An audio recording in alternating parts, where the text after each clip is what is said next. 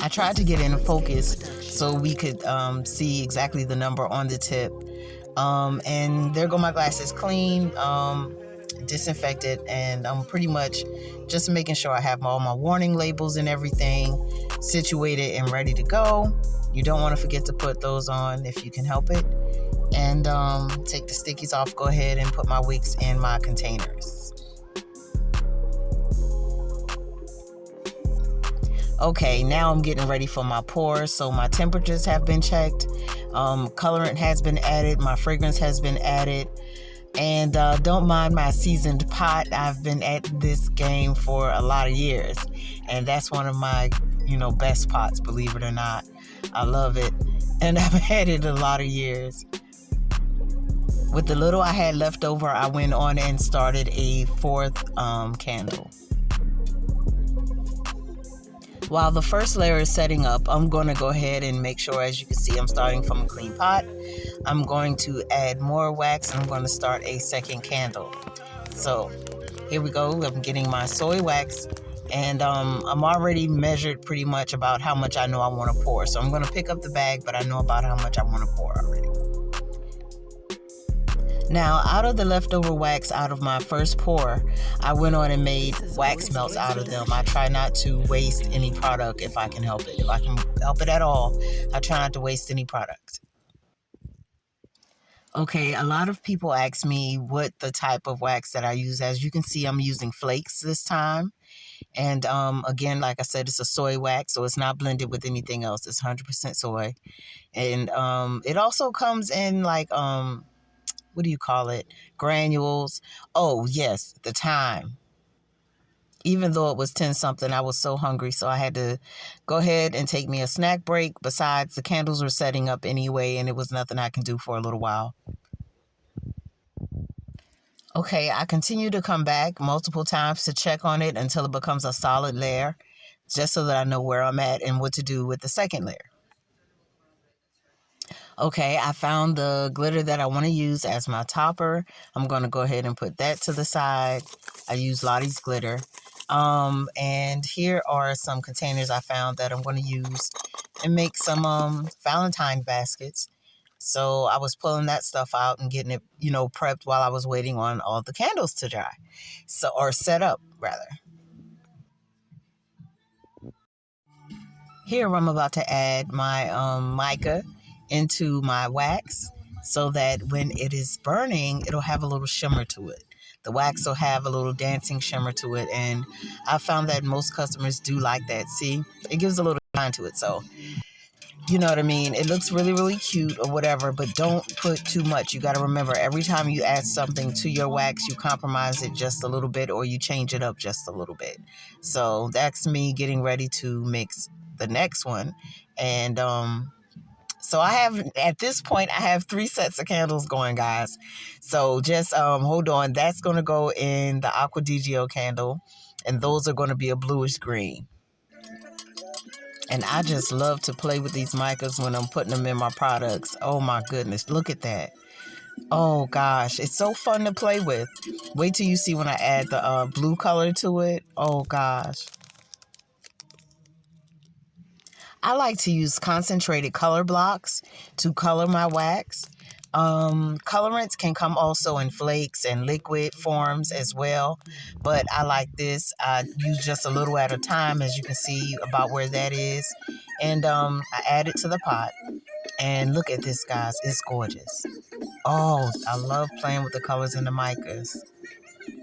But this blue and this green is going to give like a little light blue-green color in the end.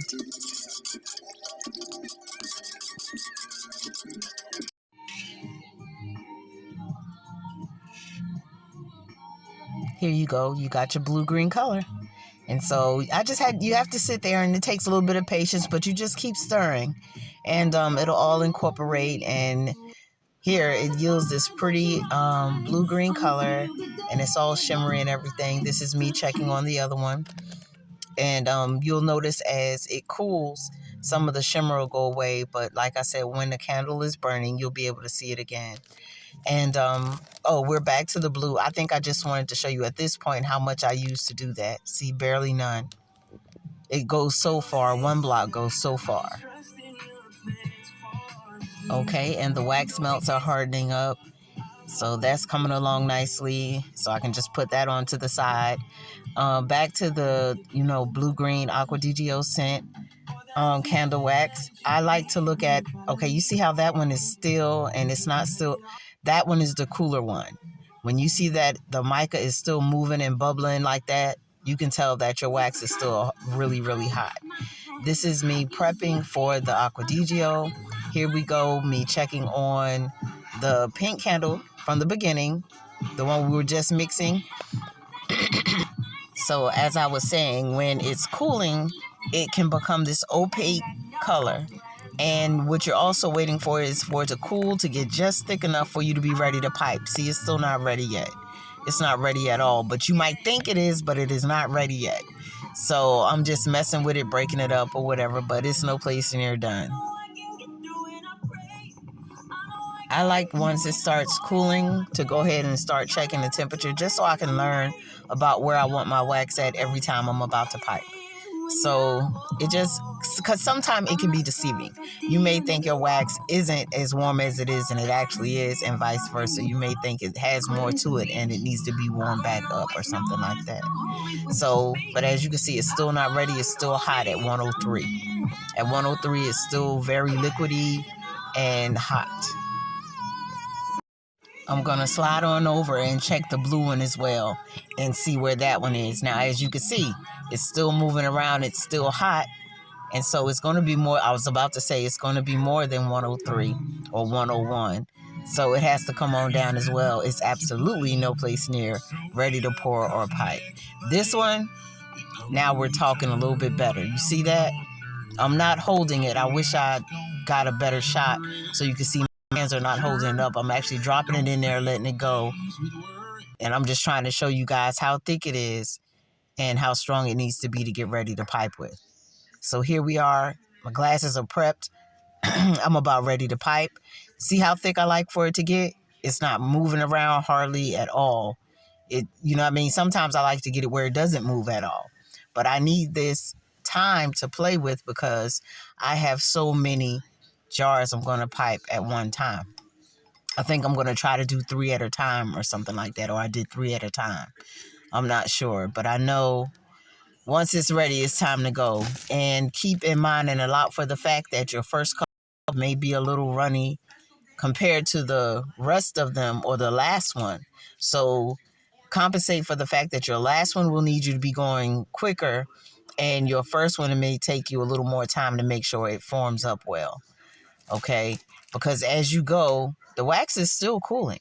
Now, sometimes because of your hands, the warmth of your hand to your piping bag can affect it a little bit.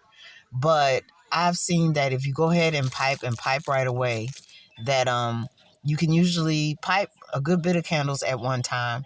And that's what I did here in front of you. We pipe.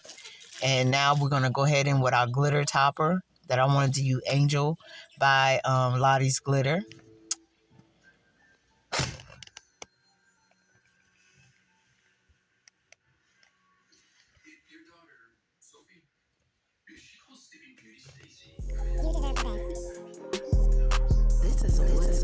Okay, I didn't want to waste any, so this is another one I got out of that bag. I was able to go ahead and take a fourth one, and I made a different type of candle with it, and I put a heart on top.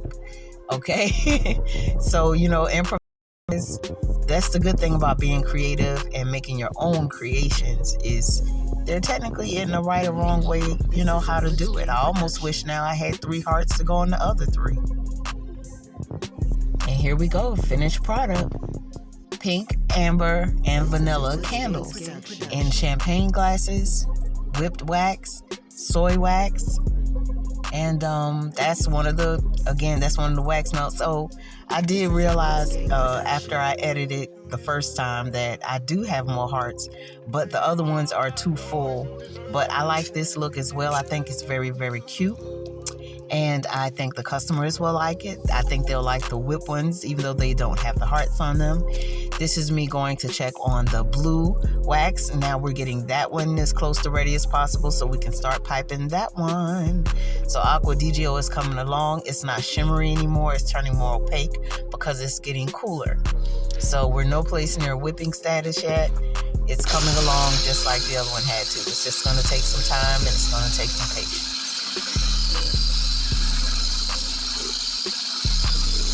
Okay, once I get my wax where I want it to be, I'm going to go ahead and start whipping it. I'm going to whip it and get it thicker. Now, I didn't wait as long as I did on the first one. However, this one I did let it get, pretty thick. And there we go. I simply, piped it just like I did our pink amber vanilla candles. And then I had wax left over. I made wax melts. I don't like to waste product. Wax melts can be sold. You know what I mean? So just keep all that in mind. That's me starting to put the packaging on them so that, my glitter and everything stays intact. And this is pretty much the finished product. We made some whipped candles today.